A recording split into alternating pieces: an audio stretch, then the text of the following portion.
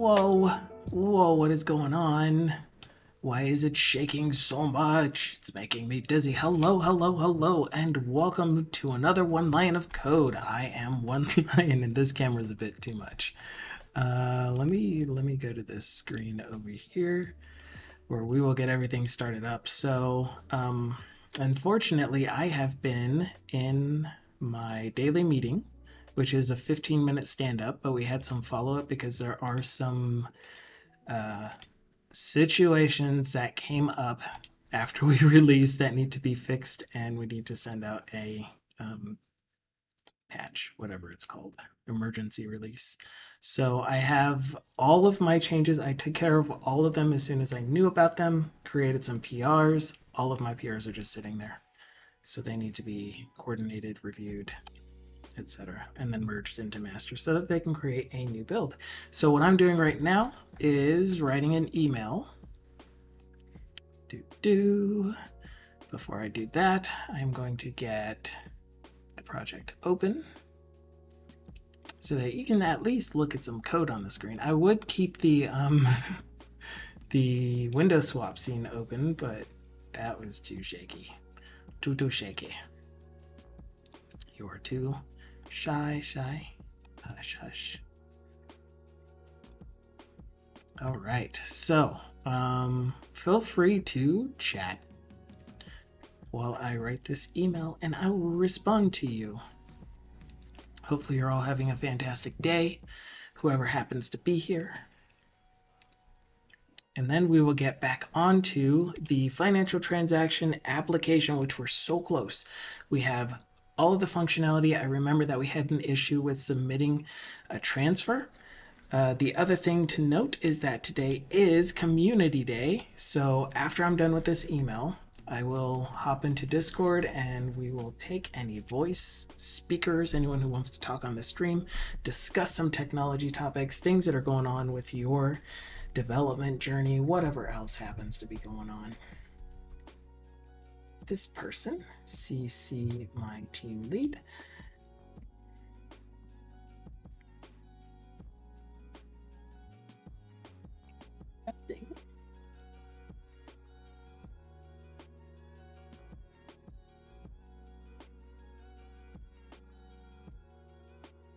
The fixes for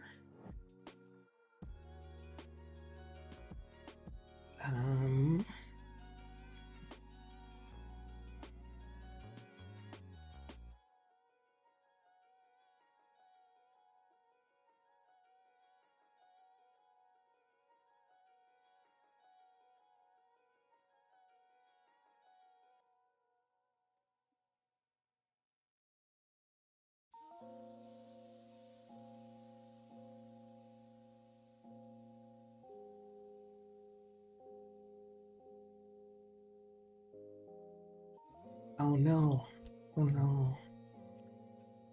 Did I fix? So I think I might have a combined. No, I didn't. Is that PR still open? Wait, what?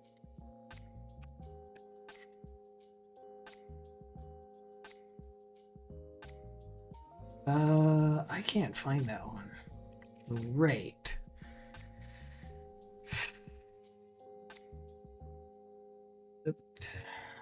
Text inside drawer.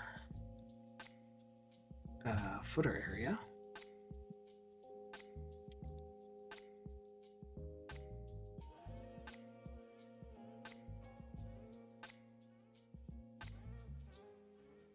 Hello, Tyron. If you didn't hear, if you're just now getting here, I am in the middle of writing an email to get a few PRs merged that we're going to release as part of our emergency release.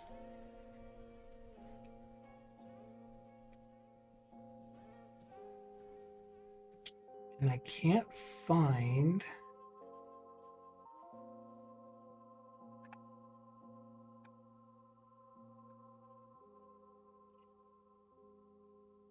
EPR. Oh, it's got to be in here then.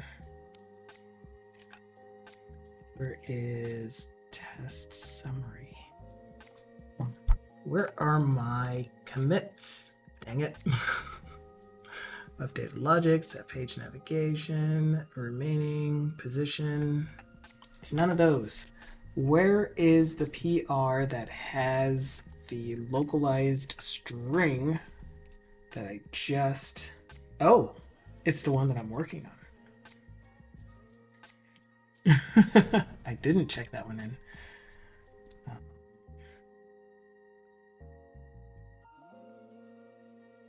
I'm going to create a PR for this one.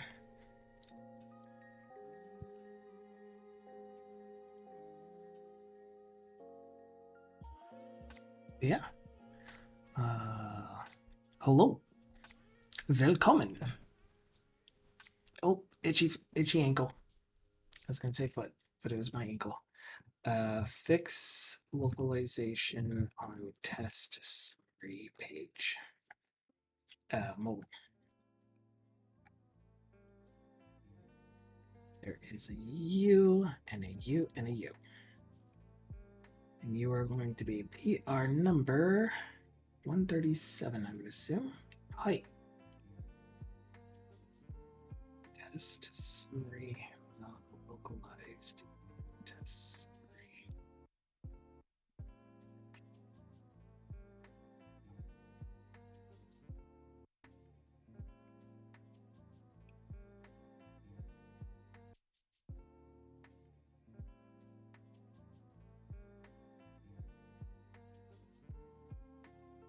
PR number 137. Woohoo! Okay, so PR number 137 is created. Please review each per hour discussion. Please review each PRs and merge. Then each one after, update to master, and you and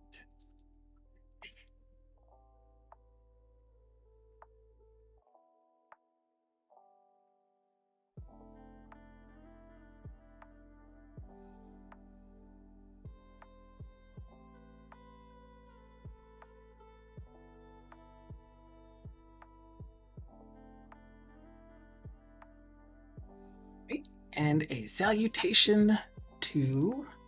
I always write my emails so backwards. Like, after writing the email, I am now writing the salutation to the person that I am directing the email to, and easing into the email where I am asking them for a thing.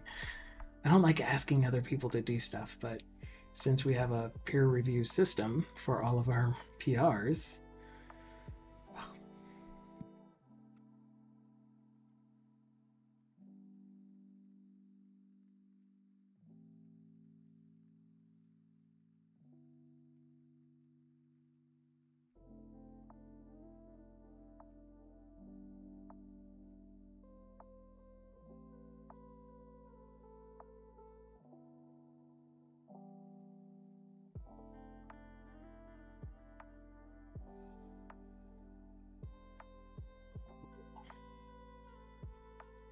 and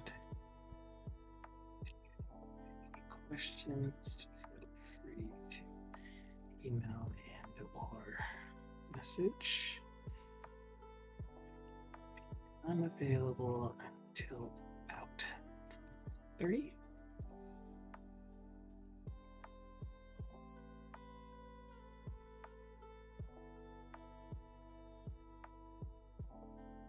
Okay. Thank you for your time. I always thank them for their time because I really do find time to be a valuable thing. It used to be the most valuable thing to me. Anyone that disrespected the time that they took, and it's still an issue for me. Like, I still have issues handling situations where people are being disrespectful that way. But if you're being respectful about my time, about the way that you are asking for my attention and asking me to spend my time doing something for you.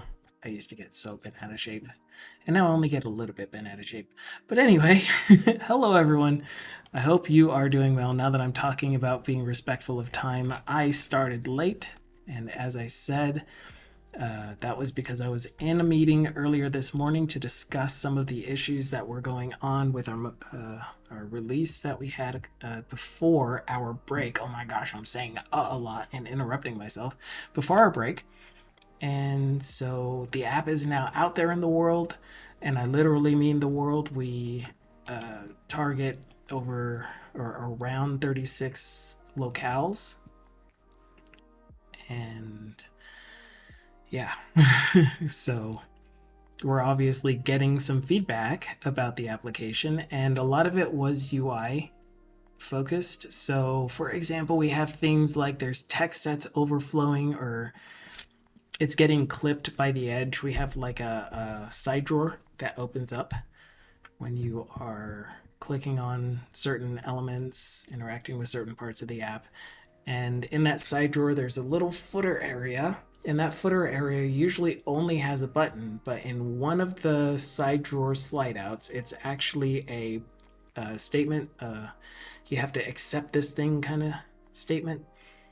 And so because the text is so long, it was the first UI element or the first content that had content that stretched beyond the maximum width of the side drawer on the bottom. So when it wrapped, it still got clipped over the edge, and it did wrap. It's just that, you know how divs work.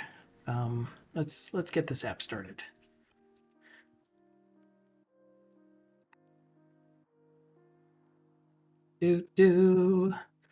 Yes, I am still having so much fun playing with Stable Diffusion, finding other diffusion models or whatever they're called to create checkpoints out of, and oh man, so good.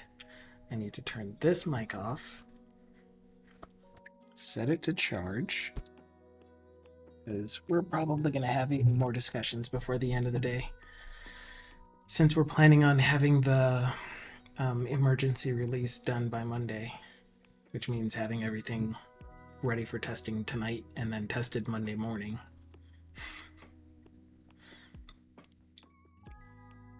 They actually, I don't know if I want to say that, because if any of you know who my client is, I definitely don't want to say any negative things about them, because it's been super duper fun working on these projects, but there have been instances where it's like, you are definitely not being respectful of my time.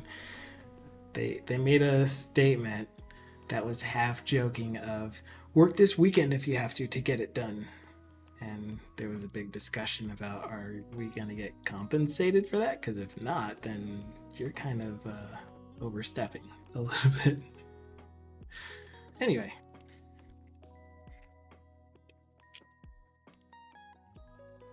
We're just contractors, that's all.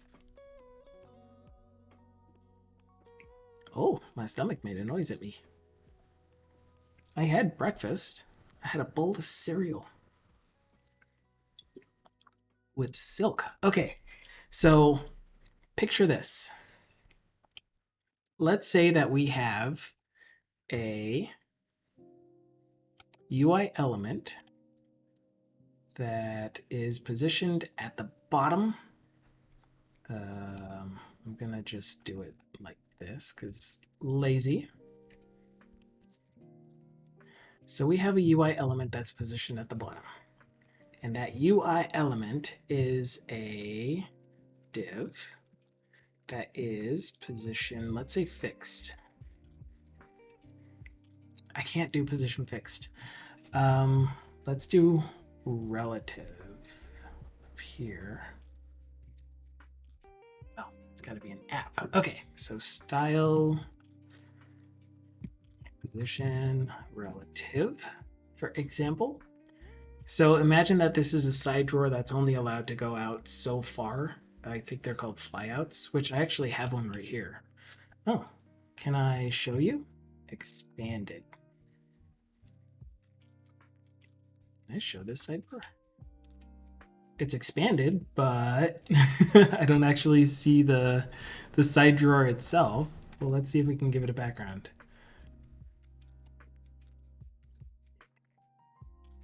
So that's the flyout. There is the content wrapper. There's the close button. So the content wrapper is the thing that will have a background color. Oops. Oh, gotta sneeze.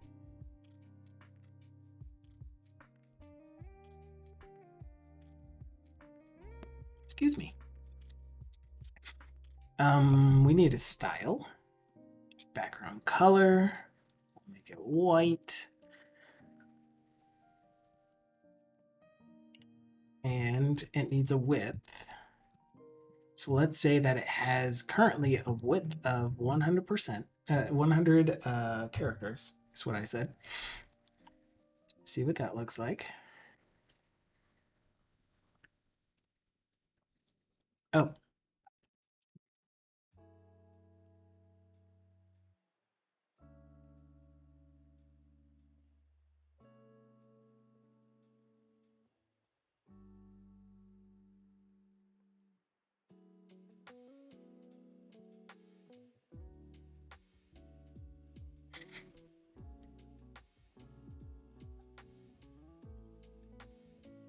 Okay. Click off so that we can see it. All right, cool. So we see that it goes out that far. The other thing that I want to give it now is a padding. A padding of, let's say, 2 rems for the left and right. So that means, I don't know, 1 rem top, right of 2 rems, bottom of 0. Hello, Irish John Gamulers. How are you doing? Oops, no save, no save. I am just showing an example of an issue that I had earlier that I was trying to fix, or that I fixed. And it's a gotcha, you know? Overflow X is visible. Wait, overflow X is hidden. Oh, I can't remember how it's all set up, dang it. How am I doing? I am busy today. We are trying to fix some issues that are going on with the current production app, and we need to do an emergency release after these fixes are pulled in. And they just kept adding more and more that we wanted to have fixed for this release, and it's like, you do know that even if we do the fixes super fast, they do need to still get tested to make sure the issue is not happening and that we didn't introduce any new issues with those fixes, right?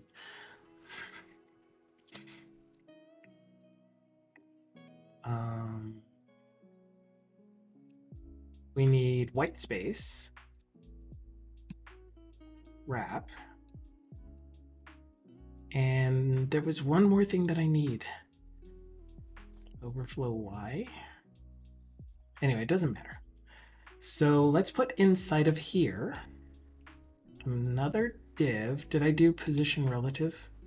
That's probably what it was. Position relative was the other thing that I needed.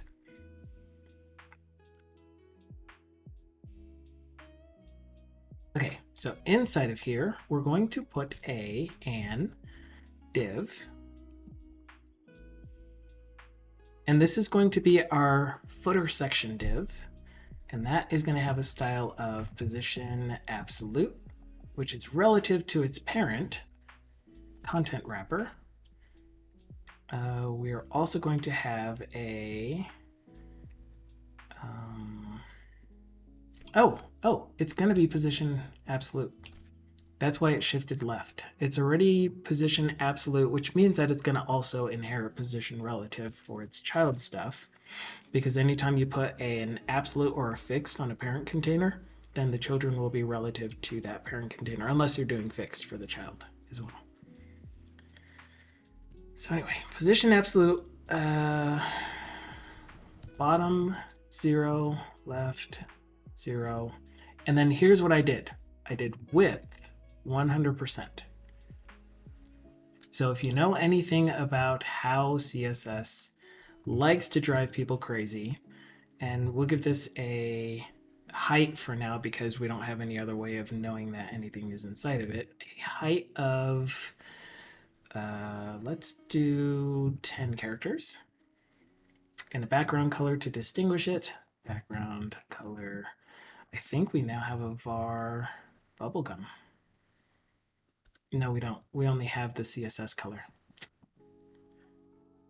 We'll just do pink. That's fine. All right, let's see what this looks like. You will see that it didn't do what I was expecting it to.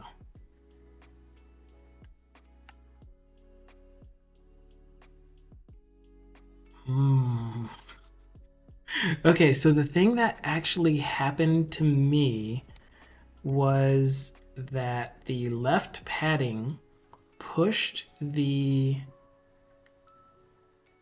Is that true? Maybe it was an internal padding. Hold on. Padding. Let's just do 2 rem all around because it's lazy. All right, and let's put a whole bunch of text in here. Easiest way to get a whole bunch of text is by going to lipsum.com.org and generating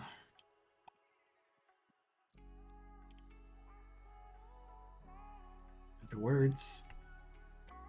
Grabbing one of those.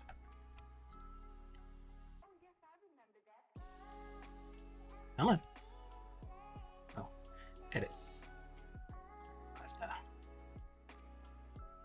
Okay, so we have a whole bunch of text. Yeah, it is happening. Okay, so you can see that the text is actually getting clipped over here on the right, and that's because the actual sizing of the box is 100% of the parent, which does not include or does not take into consideration that the parent has extra padding, plus the padding inside of the box, plus the text inside of it, or, 100% plus the padding. So what I needed to do is, instead of giving it a width of 100, I gave it a width, right of 0. And that gave me the right padding and margins and everything that I needed. And it was that one fix. However, because of me using the width of 100%, now when I am animating the collapse and expansion of the side drawer, then you can see, oh, it's not going to happen. Well, that's annoying. That's not going to show up immediately. All right, no width. Let's do on you. Yeah, let's put the width here.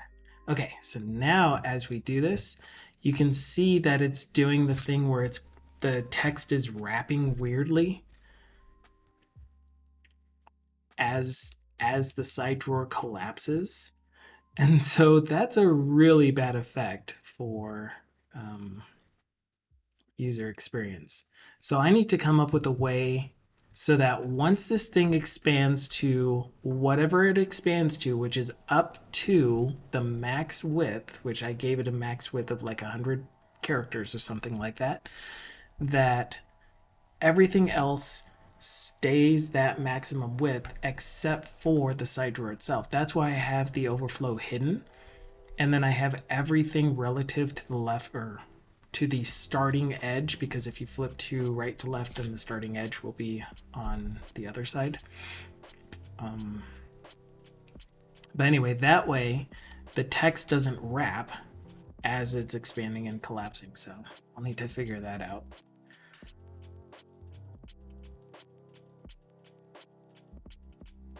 But as of right now, it looks like Bupkis. So that's my story. Anyway. Okay. Now that I've told my story, I need to step away for a quick second. I haven't been able to get away from my computer since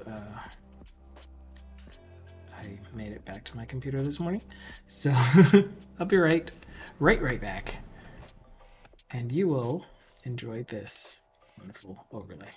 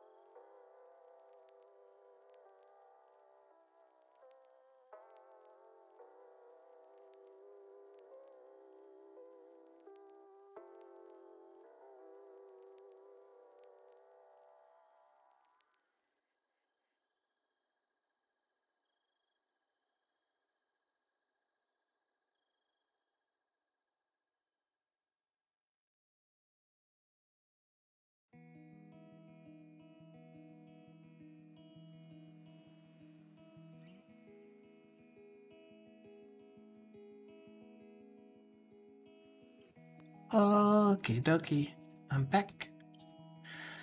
All right, so as I mentioned at the top of the stream as well, today is Community Day, so I will head on over to the stream room. I have no idea if my audio is set up for it at the moment. I'm assuming it is. Let me make sure that I can hear this here. I can. And my audio and video say Realtek output. Yes, that is correct. Cool. So that brings me to an invitation to anyone that feels like talking about technology, feels like talking about stuff that's going on with your development progression, with your whatever projects you're working on. Just hop into Discord. There is a stream waiting room that you can hop into, and then I will pull you into the stream room itself. I need to turn on. Okay, thank you so much for being here, Stinkfruit. Really, really appreciate you. Lurkin. I love Lurkin energy. That is OBS. So I will also stream in that room so that you don't have to worry about needing... Oh, except that it's not picking up my microphone. What do I have for my microphone? So you see right up there, when I talk, it's not acting like it can hear me. That's the right microphone. And maybe if I switch mic check, yeah, okay, it's green. And then back to this. Roar louder. What do you say? Now it's like permagreen. Why is it permagreen? Okay, there it goes. Except that it's not hearing me again. Okay, so if you do hop into Discord and you want to have a voice conversation, your voice will come through on stream. So please be mindful of just, you know, how you say things, what you say. You're definitely allowed to have opinions about programming and stuff like that. I'd rather avoid topics that are outside of the realm of programming, technology, etc. Because this is a programming stream.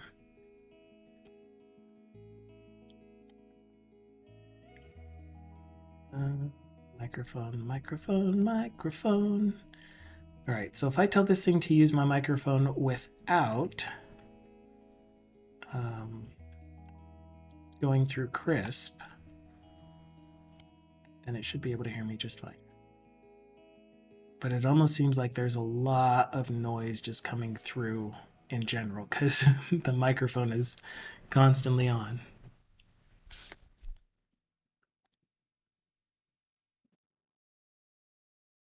There it goes. I don't know. I don't know what's going on with the mic in Discord. So if someone does join and there are audio issues, you might just have, but then you'll hear yourself.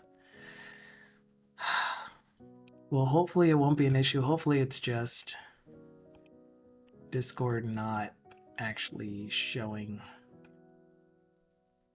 Here. Yeah. I can hear myself. Good. My microphone is working in Discord. Weirdness. Okay. Until we get our first visitor, if anyone wants to show up, of course. Otherwise, if you feel like it, you can also chat about what is going on with your projects. If you have questions about anything, hopefully programming related, feel free to drop it in chat. I like to focus more on the community on Fridays and make it be more about you than it is about me, because it always is. This entire process, this entire everything is possible because you guys are here. So I want to show my appreciation for you, and I gotta sneeze again.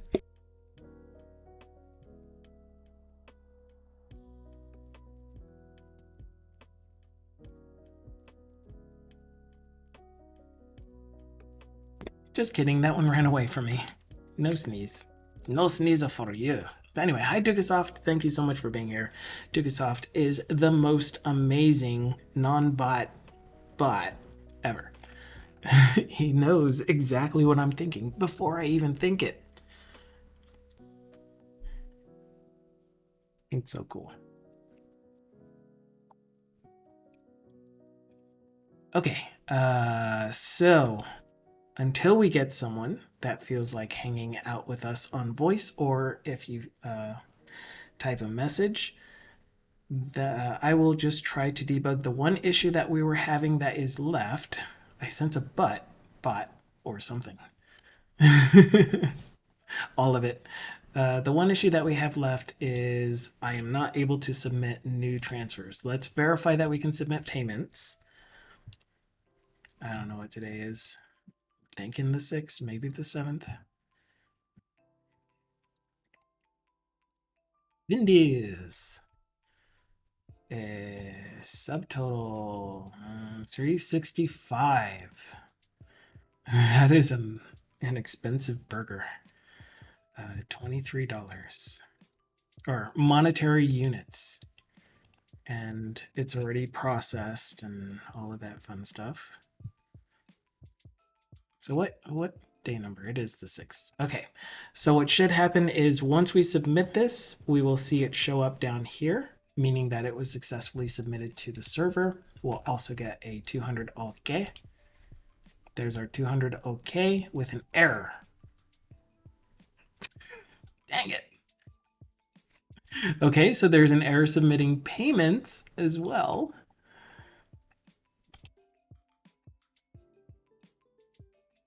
This might be a good thing.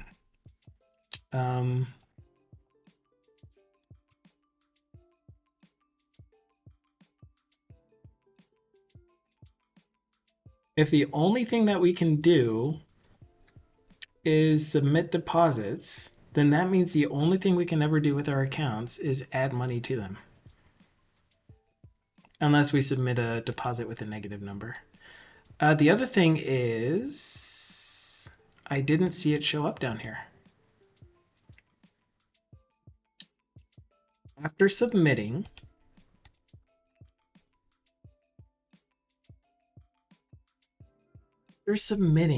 we did another query to refresh our transactions list, but we didn't get back the new deposit that was just added.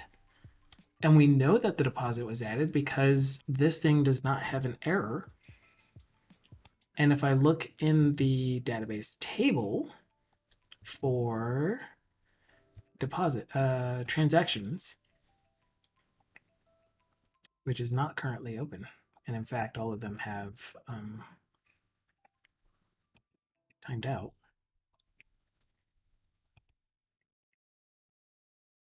Then we should see a transaction with record number 1010.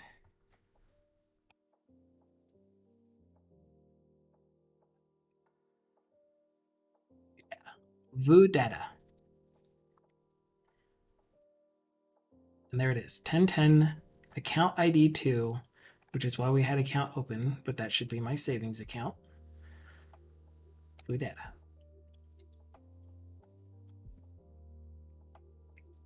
You can do it.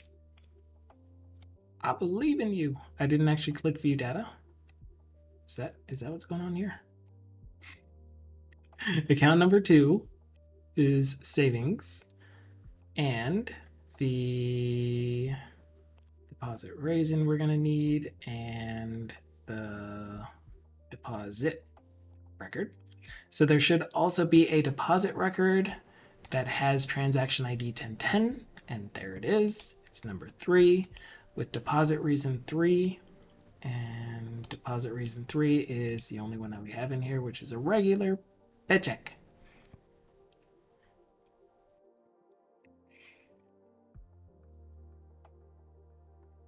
Cool. So that's working. But why didn't we get back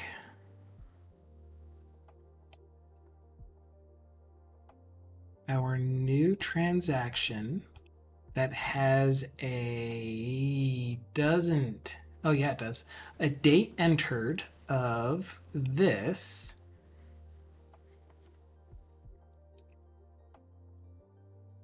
When our request was, give me back all transactions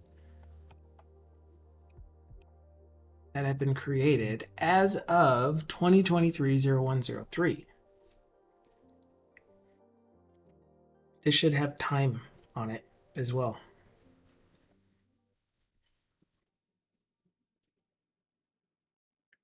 Should have the timestamp.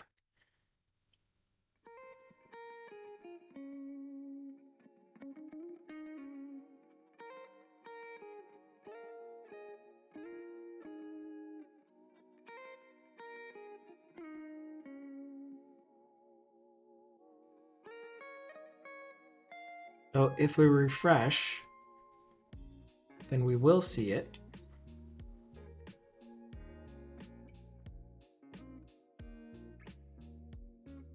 Status change might be missing. That's a good thought. Yeah, so let's do another submit. And the other thing that I'm seeing is these dates are not being too local timed. Oh, you're doing that again.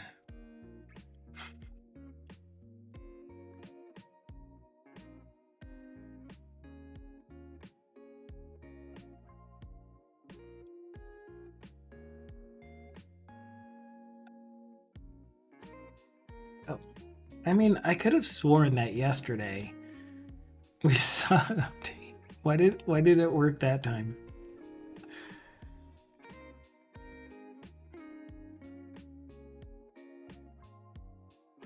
All right, the sequence of events that I tried last time was I tried to, actually, let's start over from the beginning. I tried to submit a new payment record to Vindy's.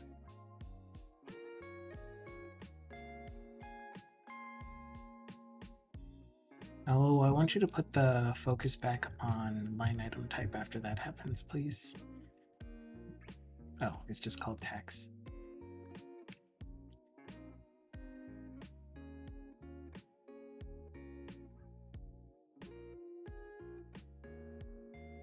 That is a lot of sales tax.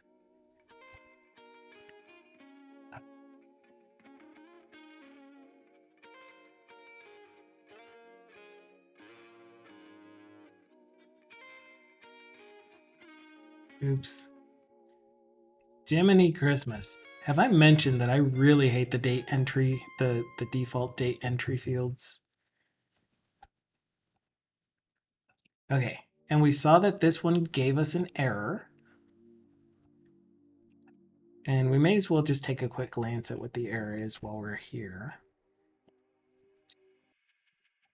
Why does that say an error occurred while trying to save the deposit? That's interesting. It was trying to save the record as a deposit. Unless, of course, the error message that I have is just hard-coded to say deposit every time. And what's the inner exception, please? Where are we? We're somewhere down here. The inner exception is in table payees, we can't add a new record. So we need to set payees equal to default. And then the same thing for transfer. We need to set the associated account equal to default. So we'll do that. But we got that error. Tried to add a new deposit. Oh no. No.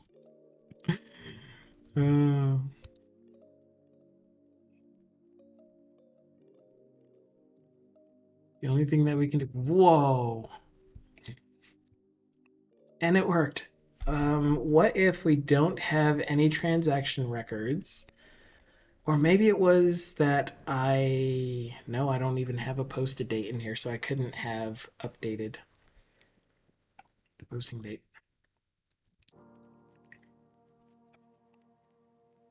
Hey, Dickasoft, aren't you happy you're not on Bardaki's stream right now?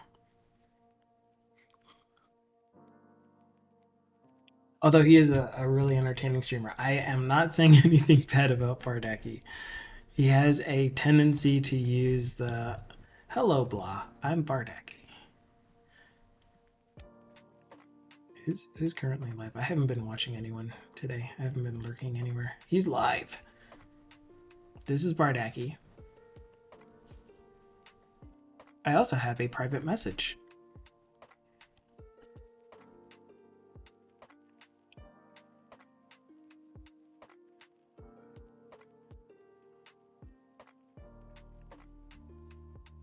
Wait, why does that say that that's still a new message? So I was talking with Dev Merlin yesterday because I was really, really, really interested in hearing about his story that he's been working on, and yeah, it was really cool talking with him. You might be there, yeah. But what I meant was, you said I'm rusty, and he has a typical response to that, which you will not get here.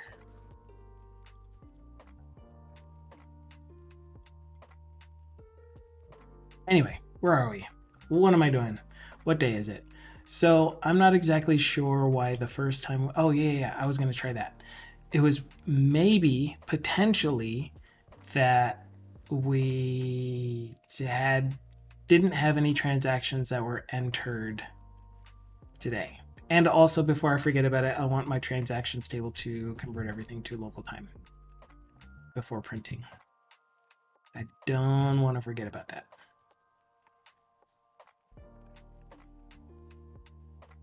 Which is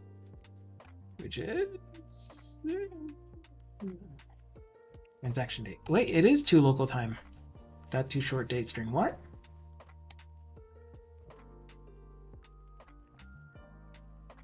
I'm not saving it to the database as 2 UTC. Excuse me, sorry about that. That's what I get for inhaling. He's like, all right, I was waiting for that.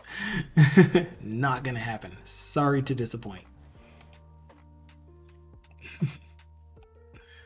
Okay, we need to go over to the account transaction service anyway. and B, in all of our two entity models, we need the transaction date to universal time.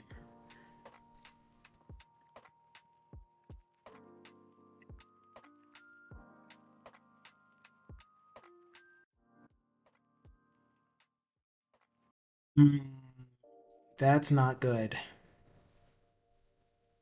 No, it's to view model. Crap.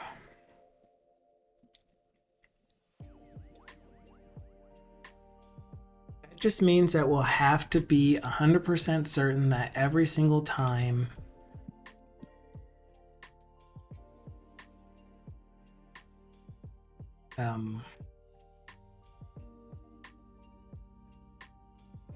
we convert to the view model, that we do the to local time in the to view model.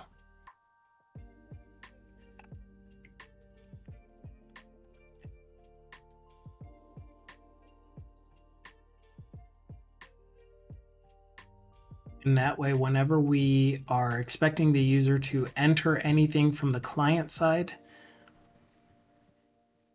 I can be rusty. Just don't expect me to answer when you call. You can call me anything, just don't expect me to answer.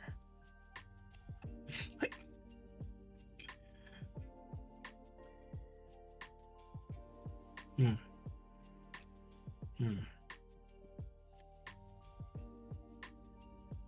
Okay, Danny. That is terrible. I don't know that I'm comfortable being called daddy, but I did say you can call me whatever you want.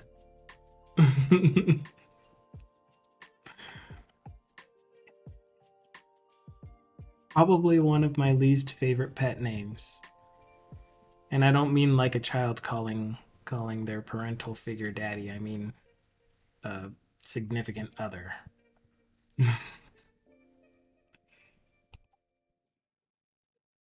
Okay.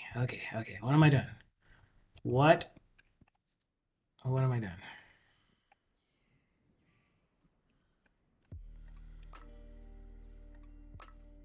Up here.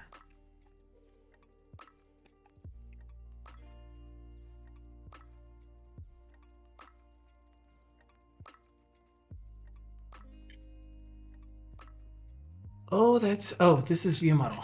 I was like, that's really confusing because I could have too sworn that I went through all of these and I added the new account. And then for deposit, I added a new deposit. For payment, I added a new payment with a new payee with all of that information. And then same thing for transfer. Great, but that means that in my insert,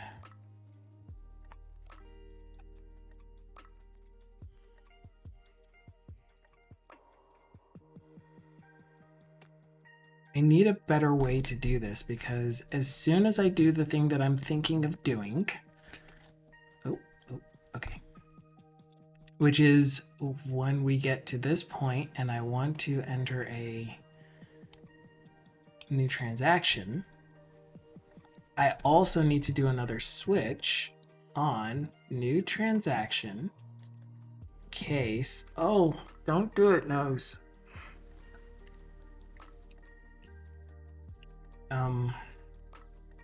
Not deposit. We don't need to worry about. Yes, we do. Deposit reason.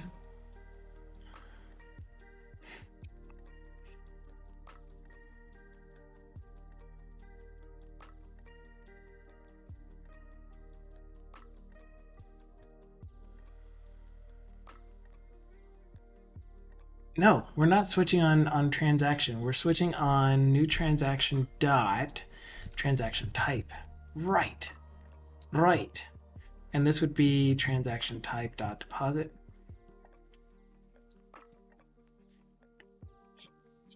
And this would be new transaction deposit. That was it. Question mark. We know that deposit is not going to be null if transaction type is deposit, because transaction type is specific to whether the navigation property is null or not. Crap, except for transfer.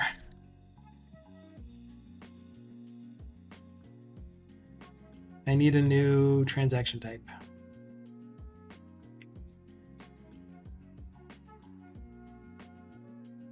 Unbeknownst.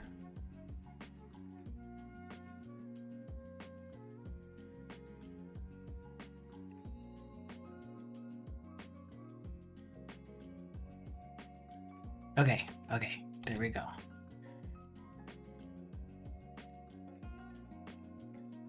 This thing is gonna complain at me though. It's gonna be like, you have one called unknown and you aren't specifying anything to do with it. Are you sure you know what you're doing? I'd be like, no. I haven't the slightest. Payee equals default.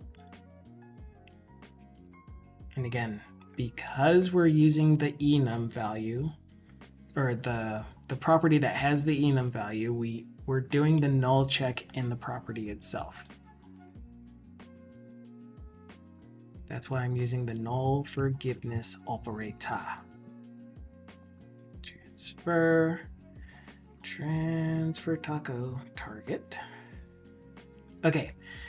Was there anything else in a payment record that needs to get nulled? So we don't need to worry about the transaction. The payee is the only thing in payment details. So we'll have a new list of payment details, but is there anything in the payment details? Look up line item type. Hello, good VJ. Happy Friday to you. For each marker, detail in new transaction payment details. Detail. We need payment to be default. And now my question is, are we correctly turning our lookup item, or our payment details into the view model correctly in our to entity.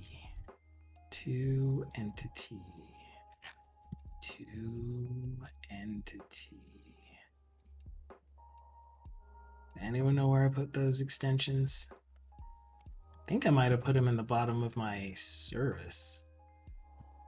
No. Excuse me. Can you tell me where to entity model is? Arigato momichi.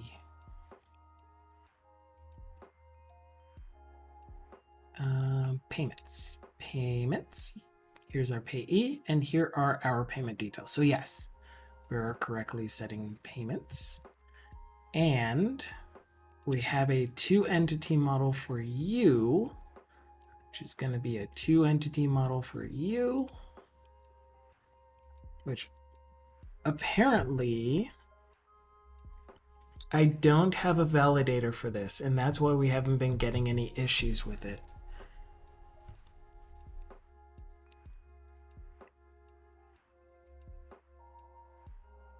I'm gonna go with that for now, but I know we're gonna run into it in the future if I put a validator, model validator on payment details.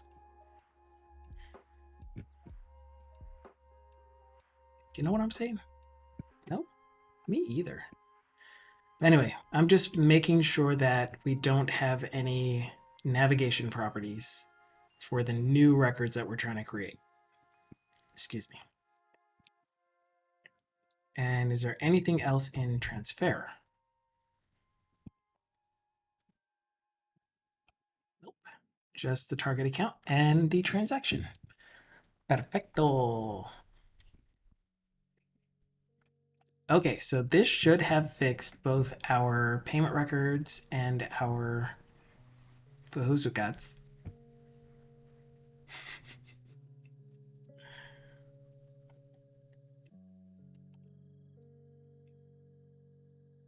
payments and transfers.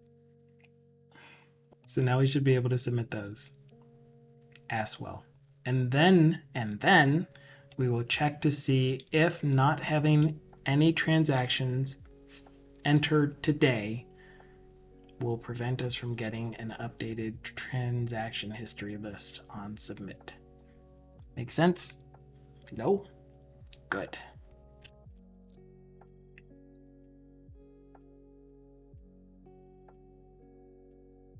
Wait a minute. You know what?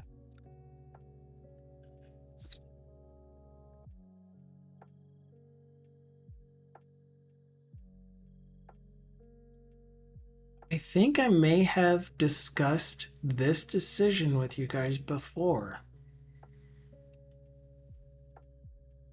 So, should I actually store the transaction date as UTC in the database? Like, as a rule of thumb, I store every date in the database as UTC. But let's say that you live in, and this is the case with me, you live in Central Time Zone, you're entering in all of your payment stuffs, all of your transactions that you've done in Central Time. That gets saved to the database as UTC. You move to somewhere that is Pacific Time or just a different time zone. And you're looking at those things that you purchased, and now it's showing you a time, a date. Well, I guess, yeah, let's say I moved halfway across the world instead, so that there's a bigger difference in time. And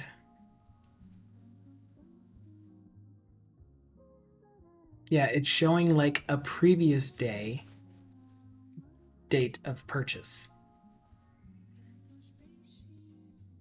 in the app. And I don't care. But I mean, I'm still getting the 5th. That's what the weird thing is. Because I am .2 local timing it in the vModel. Okay, never mind. It's not that weird. Okay. Anyway, I don't think it's going to be that big of an issue for personal use of this app where you're tracking your own finances over time and everything is stored in UTC.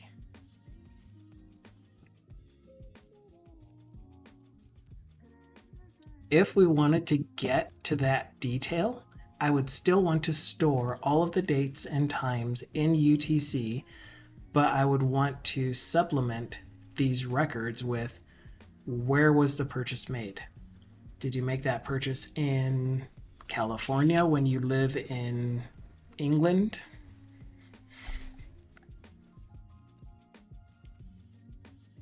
And that way it'll more accurately, more correctly display the date and time and place that you made the purchase, I guess. I don't know. I'm thinking too much into it. Let's make a purchase at Vindy's for a $9.86 meal with a tax of 1.24. This seems more reasonable. And paid and processed. And I'm paying for it from my student loan. Boom. And the new record did not show up in the table. Fine for now. Means that we still need to debug that issue. Let's head on over here. I just made it re-render and it still didn't show up down here.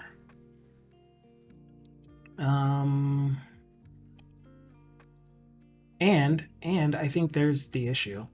My payment form doesn't requery after submitting the new payment. But deposits on the other hand, Sure am depositing a lot of money. $1. No, $2. I need this on top. Here's your $2, okay? And there it goes. What did it just do?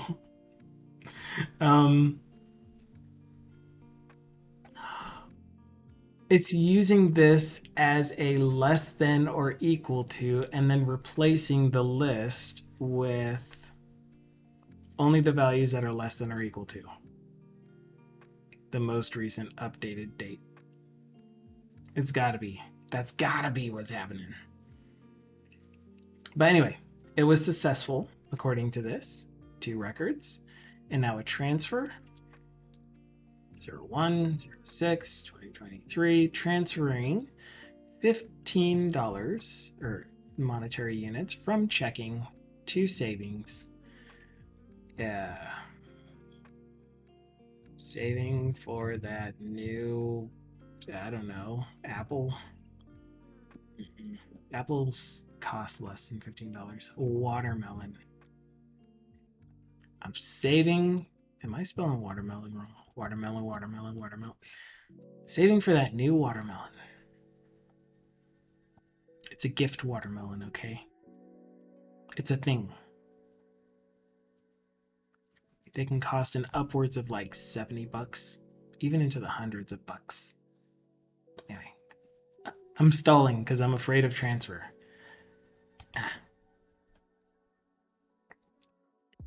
And the transfer worked. 1016. Okay. All right. So that makes sense. The reason why I did an F5 before and then I added a new deposit and that new deposit showed up was because there was a transaction entry that was entered on or before the as of date when it's supposed to be on or after.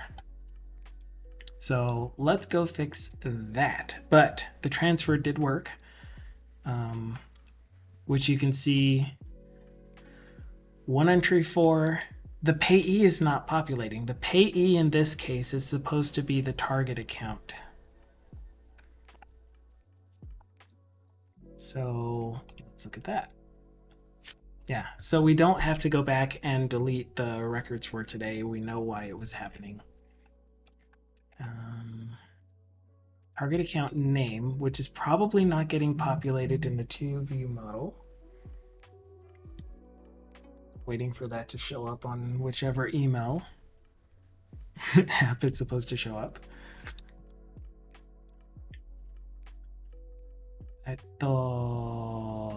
Transaction entry service.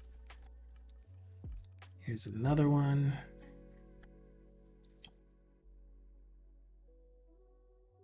Yeah, cool. Good. I'm looking for 2-view model, which we can get to from here. So when we go 2-view model, for my deposit, I'm getting all of this values. Aha, here's my target account name. And you're looking for target account name. Wait, what? Oh, I think I had this question before. So now we're getting down to this level here, where we're doing transaction dot include transfer dot then include target account. So is that actually happening in my get?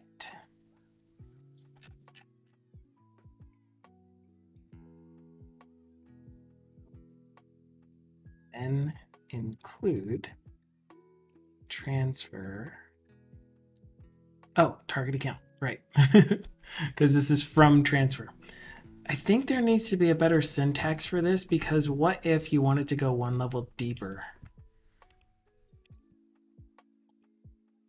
Like, would you be able to dot then include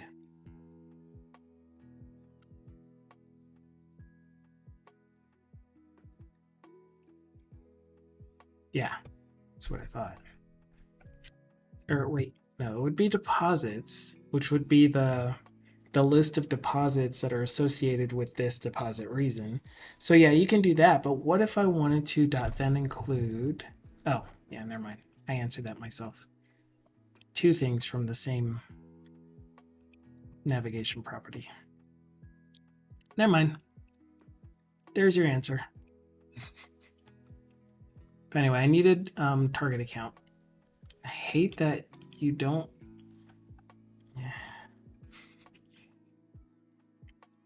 This is not a real nullability violation here, because if transfer is null, it doesn't include anything after that.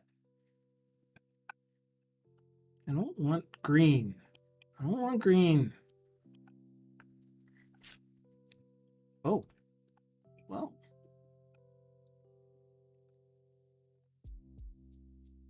I need all of them, please. So that's for get individual. Get transaction bid by ID. By bid.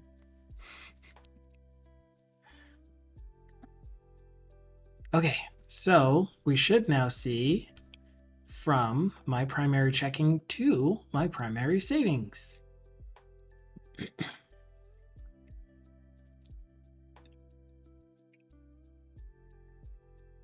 Maybe that's what I should.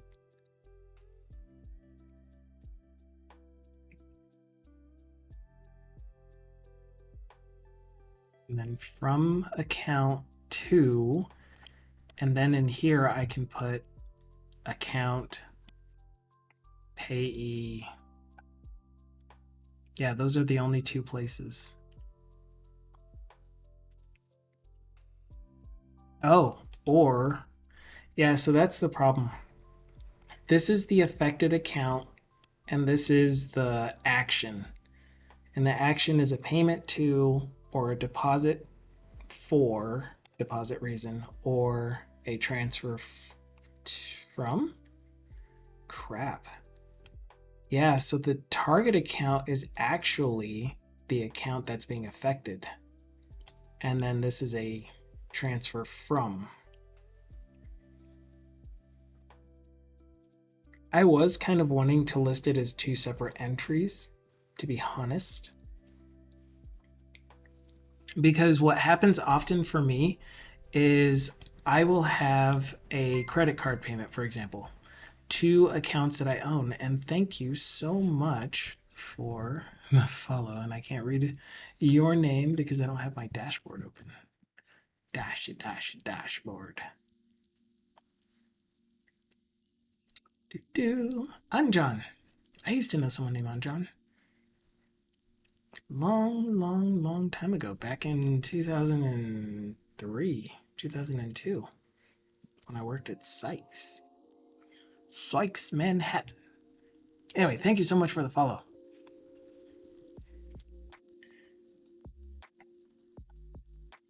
Welcome in. We're working on a financial management application. It is a full stack Blazor web development project where it is open source. You can find the project on my GitHub. I can't remember if I spell out GitHub. I do. Oh, I meant project. Here's the project link. And yeah, so completely open source, completely ProjHub. Completely there for you to be able to look through the code, berate it, or praise it, doesn't matter. As long as you get something out of it. Maybe there's a few tricks that I do that you didn't think of doing, and maybe there's some that you do that are better than the ones that I do. And if so, please share those with me. I love hearing about those things. I want to do things better. And especially on a day like today. Today is a Friday, and on Fridays, I usually make it community days where I open up the Discord server, and you can see my little name up there. that's me way up there. That's me in a Discord voice channel. So if you have any topics that you want to discuss verbally out loud, live on stream, then hop into the stream waiting room voice channel in Discord, and I'll pull you into the actual stream room when you're ready for it. And we can have a discussion about programming, especially what I was just talking about, which is stuff that you have learned and you're like, here's a cool way to do XYZ. But if no one joins within the next 15 minutes, I'm going to close the window for joining in to the voice channel because I don't want the time to spill over into my workday, especially today when we have so many things that need to get merged and ready for the next release of the application.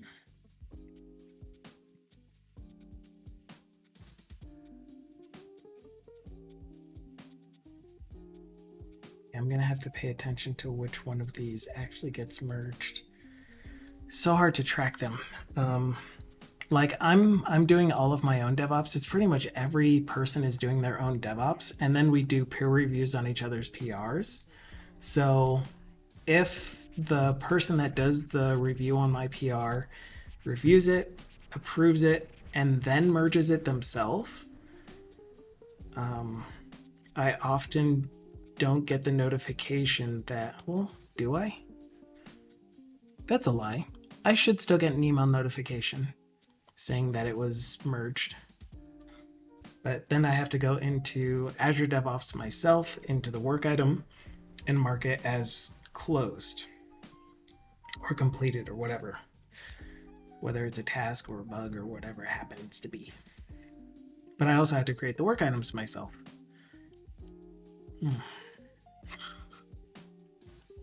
And the way that we have it set up is, even though Azure DevOps knows about our GitHub Enterprise repository for the project, otherwise it wouldn't be able to use build pipelines and all that. And actually, now that I think of it, I know why this is the case. It probably does a git checkout or git pull, git clone, or something from GitHub. And that's why the Azure DevOps doesn't know anything about the repo itself.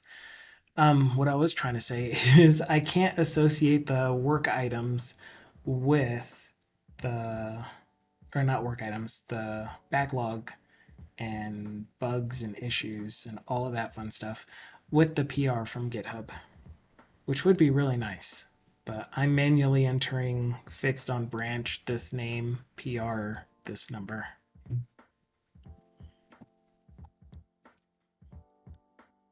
But the cool thing is, since the builds are in Azure DevOps, then I can associate the, what are you guys called even? They're called work items. I can associate the work item with the build as well.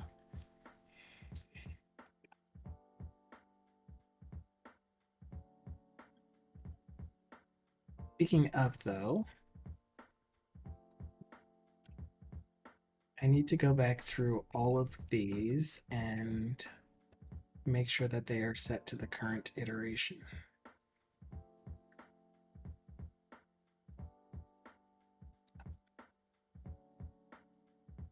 Uh-huh. 2.1.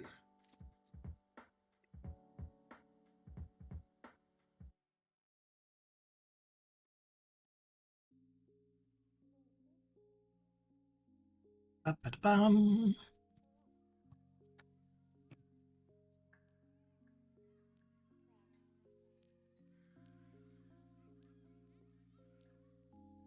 Nope. Now they're showing up as suggestions. Right up at the top. Don't even need to scroll anymore. Cool. That's how easy that was. All right. What are we missing? I was in the middle of getting the list to refresh correctly. the get, when you provide an as of date, is backwards.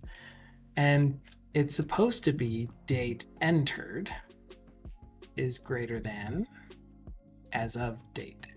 And the problem, dang it, the problem is that I will be getting back all records entered for that day every single time I add a new record, even if it's not a new record. Live coding. So I don't know if you went into Twitch Glitch because you want to be in the voice channel, or if you went there just because it's fun to be in a voice channel. So let me know. Are you ready to be invited into the stream room? I mean, pulled in to the stream room? He's ready. And we'll get a fail sound. Hello, the bird guy. Perfect timing. Fail sound. Perfect timing. That was awesome. Excellent. I had to mute the stream. I just realized. Happy afternoon. Wait, can I hear Happy afternoon. Is that what you said? Yeah, happy afternoon. No. For me? It's afternoon for me. Yeah. Sure. Just happy afternoon for both of us. Yeah. So what is going on, live coding? How are you doing on this Friday? I'm doing well. Reading a Kubernetes book and just dying. You know, this is the only thing I really want to talk about because I don't have anything code helpful. Absolutely. This all looks interesting. All right. Technical learning. I can't read tech books. Really? I have a new technique and I'm surviving with about a 10% retention rate. And it's a Kubernetes book, which is part of the problem. But it is, yeah. I just can't focus, and my new technique is get a paper book and highlight. Like skim and highlight, and if I start to get like aggravated or bored, I skim even faster. Like I'll skip a section. So, anyway, I'm just curious. So when you say paper book, like you mean a physical book? Physical book. You don't do books off of the interwebs? Yeah, because then, you know, I can check Twitter or whatever, Twitch, I guess. So paper books tend to work better, but I think obviously Kindle would be ideal if I could actually, because it's searchable. Like an ebook would be ideal if I could actually focus. This is all about focus and how do you learn stuff? I don't know. Dog testing, I don't know. I've already lost focus. How does that answer your question? No, I can sit down and skim a book. I just had lunch in my time zone and I read the Kubernetes book and I finished at least, I'd say 30 minutes of it without stopping. That's mostly by skimming. I like the brick guy's comment though. I don't know why I checked to see if it was afternoon too. I live in Europe. It's 7 p.m. Is it afternoon for me? Hi, Thindle. Oh, Thindle's in the stream waiting room. Get on the voice chat. Everyone get on. I don't know. Hello. Welcome. Yeah, no, I find it the opposite. So I love reading fantasy novels. Absolutely love it. But I find it really, really hard to read when it's structured language. But technical books and stuff, I can read easily. I can follow. I can retain the information from them. Super duper easy. I think I'm deficient. I'm the one who's deficient. So, yes. I'm the one who's diseased with inability to read these books. It is partly the problem is that it is a Kubernetes book, and I was reading about how to encrypt secrets, and I skipped that section for the record. It sounds terrible. Kubernetes is one of those things, just no for me. Kinda. I mean, you can still learn, but do you have issues with technical writing and reading technical writing stuff, Thindle? Not reading, no. Doing, I mean, I can do it, but it's kind of like pulling your nails out. My nails? I hate it. Why would it be like pulling? No, my nails. No, you mean like those tech books? So that's what I Yeah. also hate it, and I just choose not to force myself to do it most of the time. But I'm forcing Yeah. myself today for a Kubernetes book. Go ahead. Tech writing is not fun. Says the guy who's dreaming of writing a session and talking in front of people. Yeah, I don't mind. I'm so the opposite. I do enjoy doing documentation and like I would rather be programming and stuff, but when I start doing documentation, it feels like I'm organizing things and putting stuff in order, and it just feels right and good. Oh, what you're saying is I need to hire you. No. Then you can learn about Kubernetes secret encryption, and then we can both hire you for all the garbage tasks. Like Yeah. I said, I still prefer doing the software development part. Specifically with Kubernetes, they go too deep into ops for me. I can do, light ops. I can set up a server, I can set up a Docker container, that's fine. But setting up, a stable Kubernetes cluster is just, I get a headache just thinking about it. Thank you. Yeah. We'll give you all the tips. This is 2023. The tip for Kubernetes is, first of all, use the cloud hosted one if you can. Actually, the first tip is just use containers, because there's a lot of good ways to just host containers without Kubernetes now. Yeah. Tip number 2 is cloud is ideal. Obviously, I'm on AKS. We're in a .NET stream. We know this. But Yeah.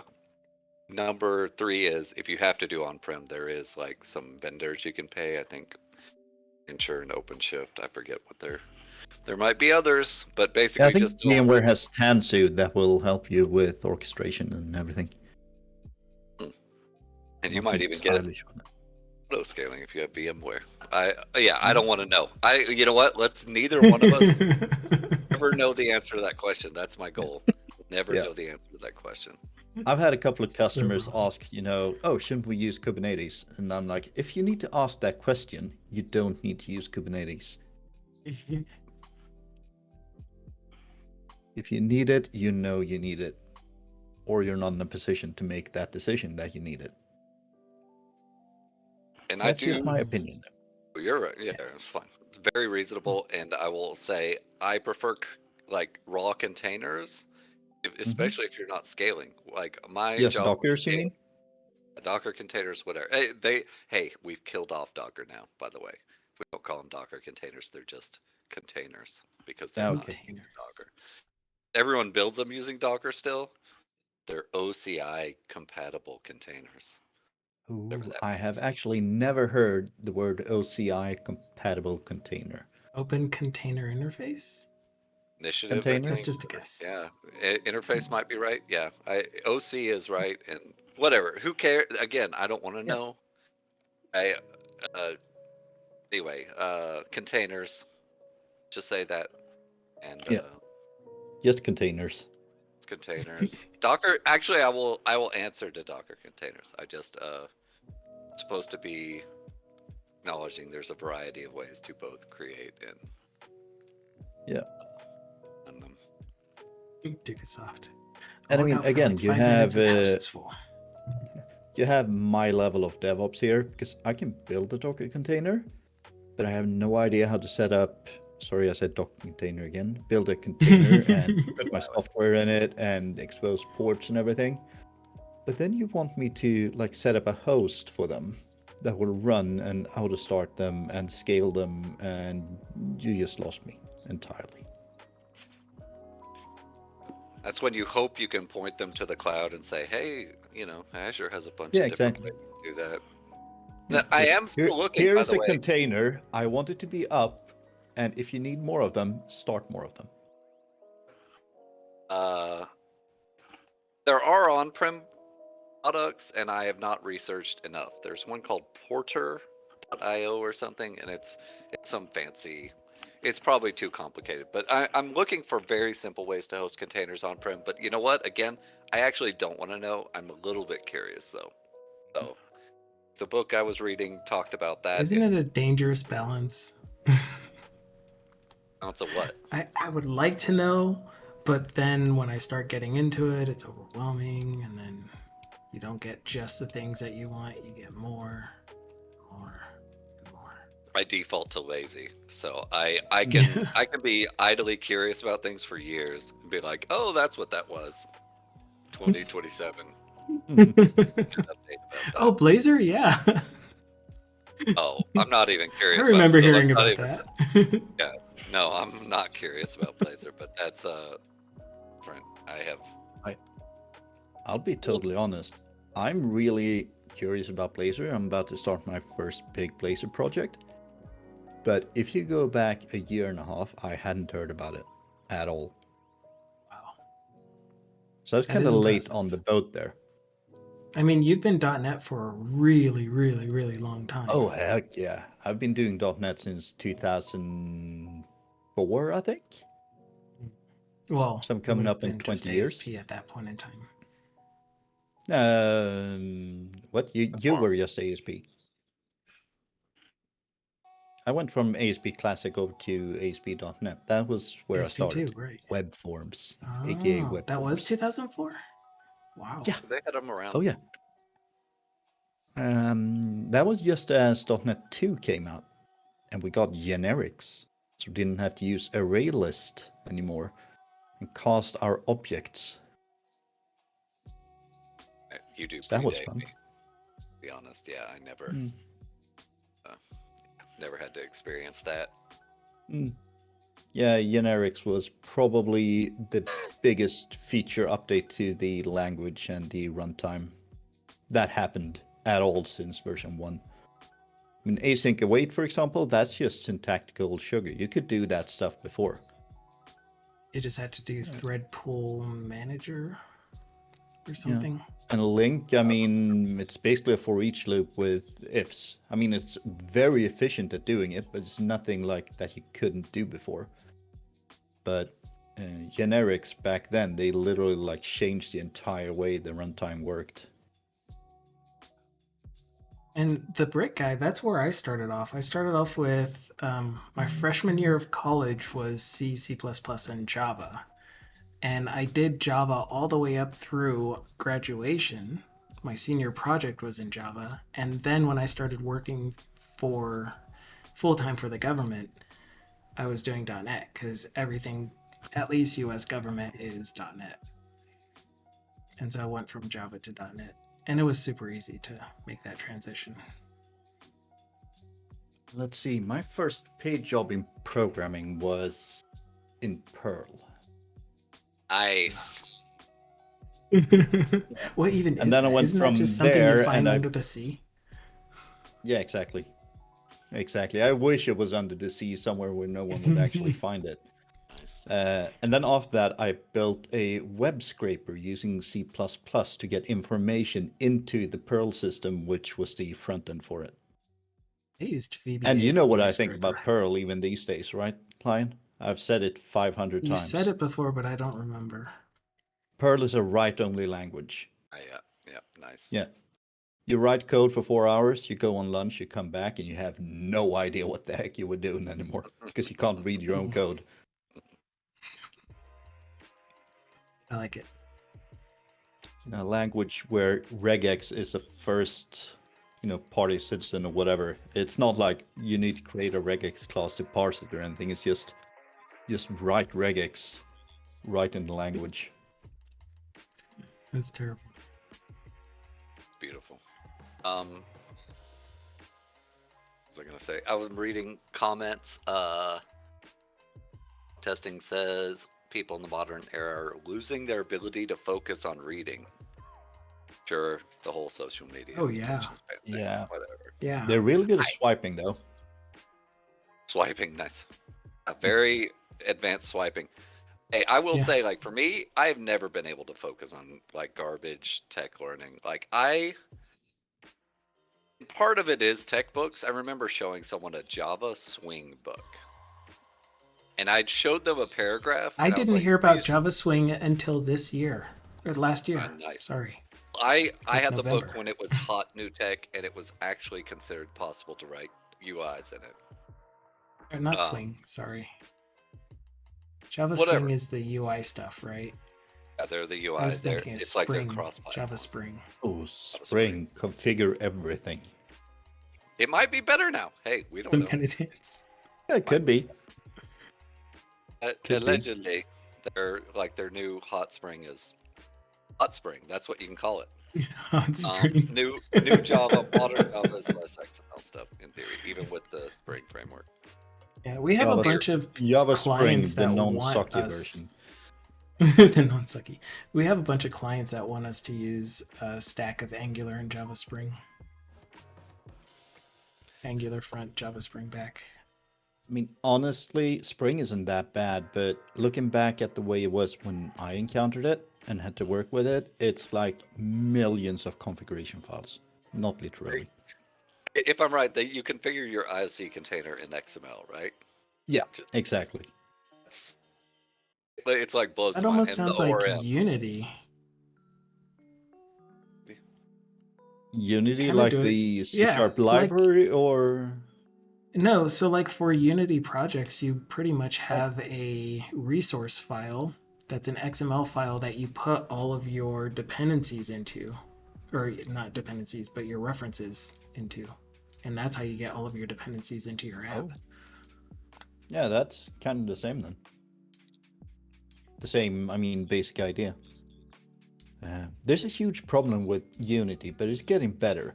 And that's the fact that there was a Microsoft project called Unity before Unity 3D, which was a MVVM framework and helper with tons of actually really good stuff. But it's finally discontinued, and I think it's moved into the MVVM toolbox, maybe?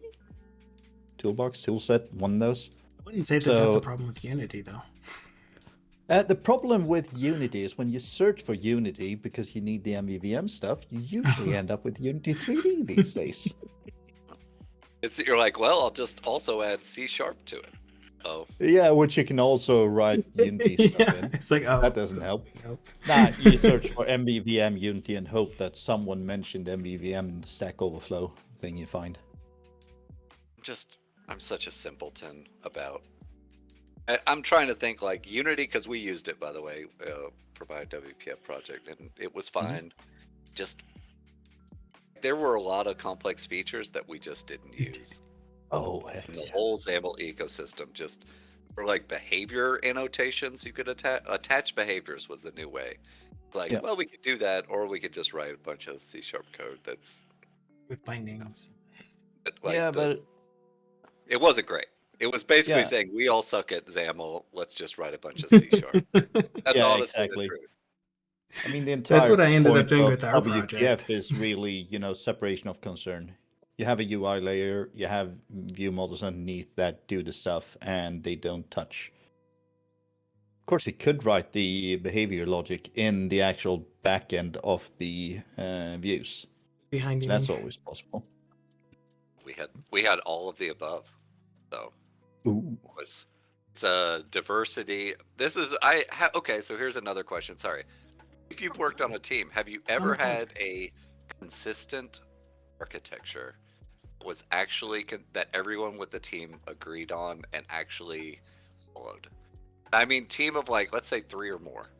Yeah, It's yeah. team of I'm three. I'm currently on a team of 3. Okay. Or The team of 4, I answer guess. from me is no. Very resounding no. I would say that yes, this team does, but no one can agree what the architecture is. Ha. Like Okay. some of them are saying we're using I can't think of what it's called. The one that actually has the separated services and front end and back end and all of that. But everything is still in one repo and all of the projects are in one solution for the most part. And yeah, even the ones that are in a separate repo and a separate solution are still referenced from the main app. So it's a monolith. What is it? Kind of a proponent for using a single repo and a single solution, unless you're building like actual microservices, because I mean it's one project. Yeah, we're not. Yeah. Start dealing with smaller parts with what are called sub repos or whatever when you link one in. just complicates things, in my It opinion. does. But It if you're doing absolutely microservices, then I mean, of course, each service should be its own solution, actually, and does. Hmm. possibly And in its own database. repo, or possibly not. Oh yeah, I Split. mean, a microservice I should try and be throw you that can out. take this entire thing, just put it somewhere else. That's the entire Like, point. yeah, database should be independent and no cheating on reading other people's databases, which is always the Yep, case. Also, speaking exactly. of I'm architecture. gonna have to agree with you on that. Absolutely. 100%. Like this project, of course, isn't representative of that, but this entire financial management database entity framework stuff would be in its own repo, in its own. It generate a NuGet package, and this thing Hmm. would reference that NuGet package. Oh, Yep. oh that's a. Oh, you brought up Well, another thing. wait, you have Application database architecture. in a separate project. I'm not sure about that.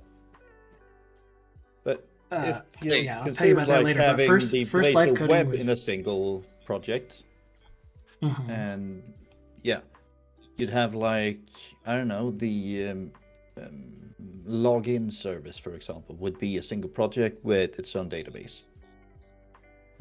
You'd have, I'm not sure what parts you have because I'm It's sorry. too small. It's a single thing. Yeah, We're just gonna say yeah, it's a single thing. yeah. Let's call it a single thing. Yeah. I have a But monolithic app essentially. Yeah. yeah, I spent yesterday on stream doing something that felt so wrong. I think I removed 150 foreign key relations from my database. Ooh, nice. Yeah. You know, my brain goes, I want a foreign key relation because I want to be sure that I have what's it called consistency. If I have an ID here, that ID exists in the other table. Yeah, you do But usually. yeah, but I'm I'm just working on getting this system to be less monolithic. Not so much that it's going to be hosted in multiple like microservices, but that I'm able to replace a part of it. So for example, if I have a product right now, it will be in its own in the database. I want to be able to, move that out and work against an ERP system, or orders, for example, should be able to be in the ERP system. But that means I can't have a relation between order and product and orders. And that really hurts me. And my sometimes old pain is a SQL lesson. thinking. Yeah. Your body is As, telling you that it hurts, and that's why it's. yeah. No, it's all good. I got you. Hmm. Thanks for the follow, But I think Kentucky I'm Juice. doing the So, right thing. live coding, you were starting to say something about with the NuGet packages being generated in different repos. Yeah. Mhm. By the way, the Brick guy says he's starting to learn .NET, and this was like 4 hours ago, basically. Starting to learn .NET to get diversity. Hey, if you want diversity, write it in Perl. That's diverse. How about Oh that? my goodness, stop that. Yeah. The whole idea of using different languages for different parts. I'm not so sure about that if you have like a somewhat homogeneous team, because you always have plus sides. What's it called? Advantages to having cross-dimensional, whatever, knowledge of each other's systems and languages that they're built up with and stuff like that. If you get huge, then absolutely start really using the right tool for each job. But if you're somewhat small team, like under 50 people, Yeah, just go for something where people can change positions and still understand what the heck is going on. In my opinion. that sounds right. I've been on a team of like 40, and yeah, you've got to suppress the people who want to rewrite everything. Yeah. And just switch to what was the database that JavaScript? Rethink DB was Oracle. famous Oh. for a while. Meteor in JavaScript. That was the JavaScript ecosystem. They were really into Well, I Meteor used and Oracle Rethink. for everything Java. Oh, you said JavaScript. JavaScript, but whatever. Just like as long as if you're already Oracle, well, you're a sad person. I'm sorry, but Oh my if gosh, you I hated it. if you already use it, yeah, I would say don't let anyone pick MySQL, for example, and don't let them write their next website in Lua which, by the way, if you're looking, Lua. there is a Lua Ooh, web that was a framework. while ago. There's a web framework, Lua. It exists. Yeah. And it's still nice. like it's still in full support, full development. It's active. Mhm. Whatever like a happened new to Ruby version. on Rails and Ruby? Still there. Yeah, Um, but it's unexploded. Not hot. It's not hot anymore. I will say, No. like, I remember I was there, right? Mhm. Where I was there 3,000 years ago Yeah. when it was the hot new framework. I think most other people have adopted its features, Oh yeah. or at least the good parts. So I will say the only thing .NET hasn't adopted, which I really, really miss from my 10 minutes of working on a Ruby on Rails project for our code camp, was they had integrated everything, including the database. Like, you start a new project, it includes database stuff, it includes migrations, it even includes a thing for seed data, and then as one of my favorite thing, they had the console, the Rails console, where you would boot into the console, it would load your project into the interactive REPL thing, and you would be able to query the database. You would, using your objects. And It would, navigate through, if you were like doing web crawling, you'd be able to navigate through the DOM and manipulate it within that tool as well. well, whatever it was, That's it was when I awesome. was watching someone else do a web crawler for it. What you're saying Very is easy. basically entity framework, F12 tools, and breakpoints, and the media window. And yes, breakpoints, Yeah. and we've got all But that now. But it was yeah, built into Ruby was every really single early with it. project. Absolutely. And Ruby on Rails was the first time I encountered a MVC application, actually. Yep. Oh, And like a this was for before MVC, not like ASP.NET a had MVC. And then it came Right. out in beta, and then we Yeah. jumped on that. Yeah. That's right. And prog What's testing his was face? saying, this makes me laugh. Did you hear George Hotz when I tried refactoring the entire Twitter code base in 6 weeks alone? When he, No, whatever, I can even pay that. didn't hear about that. Pay attention to that. The image link I sent was just from my internal private There was a NuGet repository with, like, yeah, all my projects in the stream project ends up as NuGet packages, because I have other customers on this. So I have my main project where everything is just in a single solution. And I have customers, and those use the NuGet packages generated from that single solution. Does that make sense? I don't know why, kind of. but it makes sense. The mechanics of it make sense. The why doesn't make sense. Because I don't want the source in multiple solutions, because that would either the customer applications would stop working as the backend changes, or So yeah. you're actually shipping, like, it's just there's so many packages.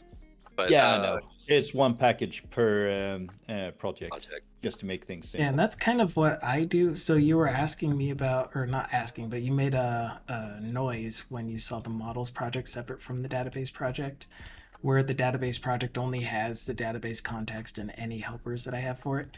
The models are only the pure Poco models that are used throughout. So I could use the same models project, aka NuGet package, in my front end or my back end without it needing the whole database context reference as well.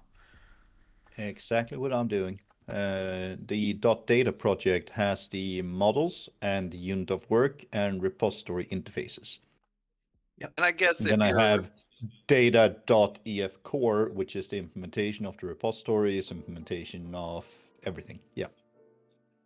so if you're in .NET Core, I was there 3,000 years ago where we had to reference every single project directly, like every single Oh yeah. NuGet. So the new world, you can just say, hey, I want one of these. I don't know what to call it, like Edge, one of the ones that reference all the rest of them, and in theory, Yeah. you can get it all. Like my shared.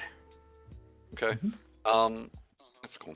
I like the models. I do see a purpose in having models split out, because you might actually, like, when we had actual microservices that ship messages to each other, we would expose a messages, like RabbitMQ messages, this is the shape of the RabbitMQ message we are sending. And you could just shove that in a NuGet package or even a DLL. I think we did DLLs because we predated NuGet. We didn't predate NuGet, but whatever. We predated our knowledge of NuGet. Let's put it that way. Anyway, you would ship them, and then both the client and the server would have, or the sender and the receiver would both have the same model. By the way, we're talking Dwarf Fortress now.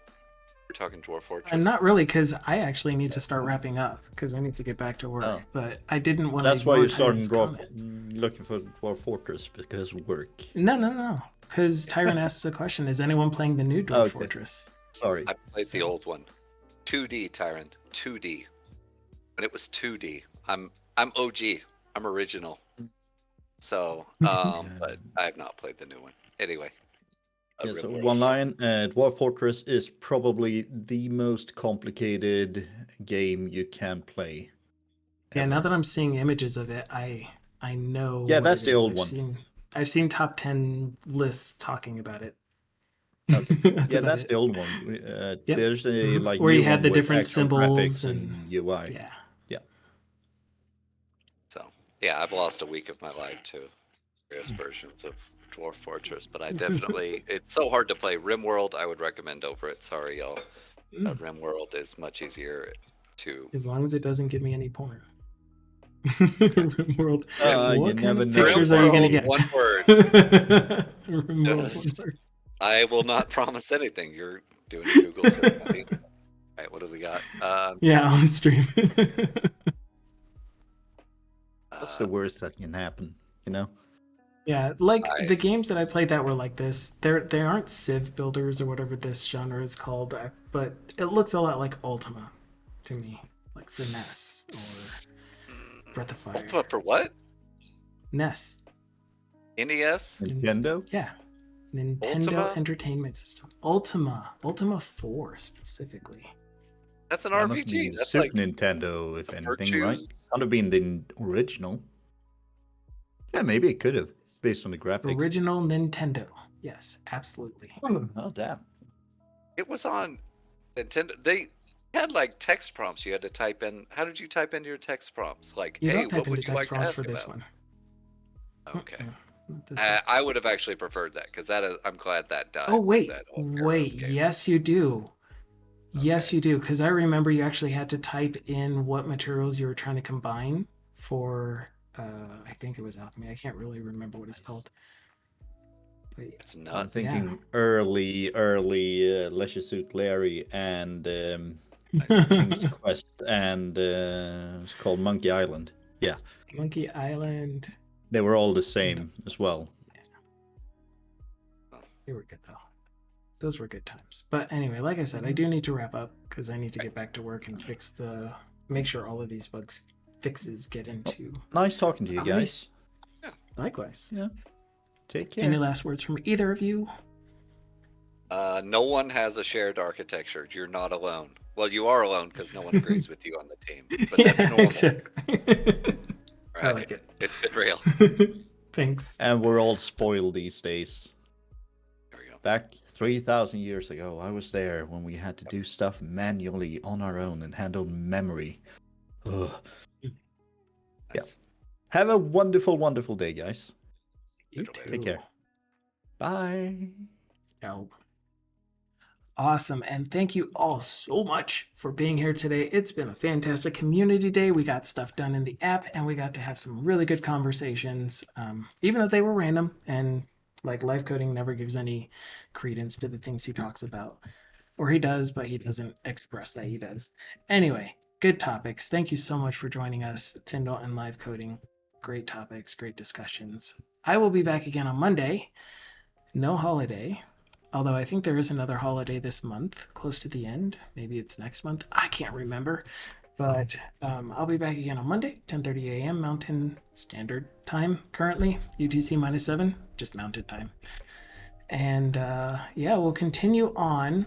And I think where we're going next with the project is cleaning up the UI. I know we still have a couple of things to add, such as in our account balances summary. We need to put that somewhere in there. and the ability to edit transactions, to mark them as completed or posted and update their posted dates, etc. So we will continue on with that journey in the next stream. Until then, I will have this video put up on YouTube sometime after 24 hours after we end the stream. And feel free to join us on the Discords, where we will all talk tech, ask questions, answer questions, hang out with each other, and just be generally good people to each other. With all of our own opinions, by the way. Being good and being respectful does not mean giving into everyone else's opinions blindly. It means having your opinion and having it respected while respecting other people's opinions. Yeah? Unless, of course, they're just wrong. Then you don't have to respect it. I'm kidding. I am kidding. Okay. That's it for me. Have a great weekend. Ciao for now. The end. I don't know what else to say. I don't know why I was about to say anything else. That's it. Hi, Master Rat. Bye, Master Rat. Wait for the next song to start so that we have something to fade out. Why did that song end? Just came in. Bye. No worries, Master Rat. Thanks for hanging out for 2 seconds. Okay.